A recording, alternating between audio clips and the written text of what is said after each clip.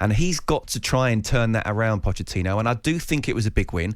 I think it was great for Chelsea to actually score. Really good, the clean sheet. Really pleased for Nicolas Jackson, who I think we're going to have a bit of a discussion here that desperate for him, I think will be a player. Yeah. Really? Yeah. How? Why? What have you seen in the 6 games or so far from him, apart from a bit of petulance, where you think he can be a good player? I haven't seen anything. I've seen him strong. I've seen him hold the ball up with defenders hanging off him. I'm seeing him making clever runs that the ball hasn't been played to him. And by the way, when we say good player, I'm talking about being a good player for Chelsea. Yes. And that means the very best, top level strikers here. We're not again, you look at the history in the last 10, 15 years, as you say, you've always had top strikers. In the last 5 years, for some reason, it hasn't worked. Well, no, since Didier Drogba, there's only been Diego Costa. And there's been some there's been some big names that have come in and have not been good enough for Chelsea. But you can't say that he's going to be Didier Drogba. You can't say he's going to be world class because, you know, it was only at Villarreal last season. And he actually, if you look at his goals, came at the end of last season. But I've seen enough of him in a talent. Again, I don't want to say he will be a Drogba. Drogba struggled in his first season. Remember, Jose Mourinho trying to protect him and obviously was an absolute beast after that. Was fantastic for the club. But I've seen him with the traits that defenders do not want to pick him up. They do not want to mark him. They don't want to get close because they're being out-muscled. And then when in a straight race as well, drop short, going behind, they can't keep up with him. He can't finish. Well, he's finishing. It's so everyone's wasteful. looking at the Forest miss and saying that he can't finish. Good finish the other night. Last night. It's a decent finish. It's a very good finish. Yeah. You know, so give the guy time. That's the problem we don't have in football and don't have in society generally. No one wants to give anyone time. We don't have in football, but if you're a Chelsea fan, and again, you're languishing at the wrong end of the Premier League where you don't need to be or don't want to be, I don't think you've got time. But I don't think you've got time. No, that's the problem. He seems to have brought in players, whether it be Todd Bowley or Pochettino, players that I think we're going to hear that phrase a lot. Give them time. And well, you have to. And if you're a fan, though, you played it, Scott, so it's different. But if you're a fan and you look at what you spent, you're thinking, 1 second, no, we should be competing now. We don't have time. Ade, this is where I go about the owners as well. I think Poch is a really good manager and we'll get it right eventually. Do I think he's going to trouble Manchester City? Not for the next couple of years. You think Poch is going to get the time? I hope so. But do you think he will?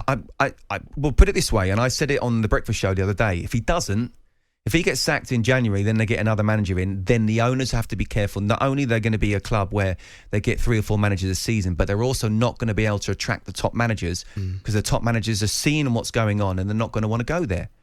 So the owners need to be careful. And how can you spend almost £1 billion and you've only got one out-and-out striker? Yeah. And actually, the 2 most important positions on the pitch, striker and goalkeeper. Who's making the signings? I don't believe it's Poch. I don't believe it's Poch. I think it's the directors of football. Yeah. There's 2 of them. There's the chief executive and the owners. You know, the owners are used to coming in the dressing room and in American sports and basically maybe saying what they want, but just certainly appearing what they want. That doesn't happen in English football. Thomas Tuchel didn't like it. And now they've got to adjust to that. And Poch was asked the other day about it. He said as long as they're not trying to, you know, be the manager, then do you know what, they can come in. I mean, what's he going to say? They're his bosses. Can't say get out. Tuchel did that. Yeah. Look what happened to him. So he's got to be careful, Poch, but the owners also have to be careful. As I say, the 2 most important positions on the pitch, apart from left back, of course, striker and goalkeeper. You've got one striker who's not proven, but I believe will be a player in the future, given time, and you've got a goalkeeper who was Brighton's 3rd choice. Yeah. And I'm not having a go at Robert Sanchez at all. That's just the fact. But that is a fact. The recruitment's been all wrong. It's crazy, again, because you mentioned sort of $1 billion being spent in 3 windows, and that is the fact, right? And there are still holes in the squad. Centre-back, there's a hole. I mean, I like Thiago Silva, but the fact is he's 39. As you say, it's Brighton's 3rd choice goalkeeper. I know Nkunku's injured, but you're missing bodies up front. The midfield looks imbalanced. But we had about 5 midfielders at the start of the season, start of pre-season. Let them all go. Then let them all go to the point where he didn't have enough. Yeah, let them all go. You spending 150. Kovacic is playing quite well right now. Yeah, Man City. Spending 150 million on Caicedo. You spent 105 million on Enzo Fernandez, and don't get me wrong, both excellent players. But you're getting to the point where you're desperate, and because you've got the money, that these clubs know that. Do you think that will land? I mean, look at that midfield. You just mentioned it there. Caicedo, Fernandez, Mudryk as well, I guess, can be put into that sort of that position. That's £300 million worth of talent. Do you think that will eventually click? Well, Lavia, that's Lavia to get fit when Lavia's there. It's going to be interesting to see what they do with Enzo because I think he's such a good player. I watched him a lot for Benfica in the first half of the season just before the World Cup, and he was in a 4-2-3-1. He was one of the two holders, and now he's being pushed further forward. So what's it going to be? Is it going to be Enzo and Caicedo and Lavia doesn't play, or will it be Lavia and Caicedo and Fernandes up front? A little bit further forward, not up front, but Gallagher's there or thereabouts as well. Yeah, you got Sterling. You got Chukwuemeka, who was really good before he got injured as well. Nkunku, where does he come in? But he's got to come in. So the players are there, but he's got to try and find a way of doing it. And that's where at the moment, I just think still the culture of what happened last season and it was a shocking season last season. It was as bad as it gets.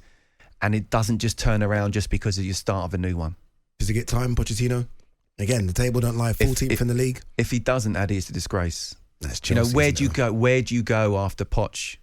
If you're always going to get a manager wanting to manage Chelsea, but do you get someone better? Because the better ones are going to look at it and say, "Well, you didn't give him time. Why? Who's to say you're not going to give me time?" I had a look at Zidane's Instagram. He's on holiday in Los Angeles at the moment. There's no way he's going to be Chelsea manager. No way. Chelsea. Where is he? You say? Chelsea, Los Angeles. Is he? Yeah, he's loving life, just skipping around doing nothing. London's a wonderful city, but I can imagine him staying in LA for a little bit longer. I don't blame him. On AM, on DAB, via the talkSPORT app, and on your smart speaker. talkSPORT.